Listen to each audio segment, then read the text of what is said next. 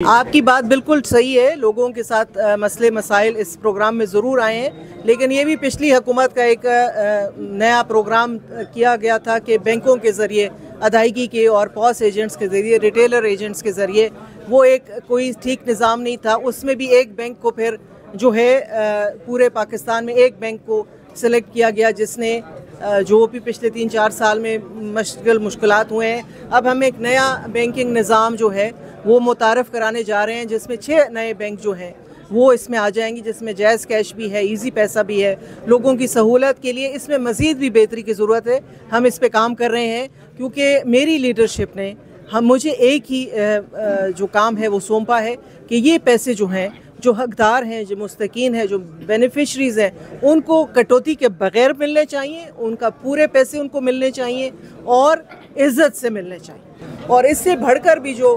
بات ہے کہ ہم ابھی اس دفعہ بینیفیشریز کی تعداد بھی بڑھانے جا رہے ہیں، اس کے لیے ایک ڈائنامک سروے جاری ہے جیسے آپ کو پتہ ہے، اور اس میں کافی ساری اصلاحات کی ضرورت ہے جو ہم کر رہے ہیں۔ اس میں ہم ایک اور کمپوننٹ جو ہے وہ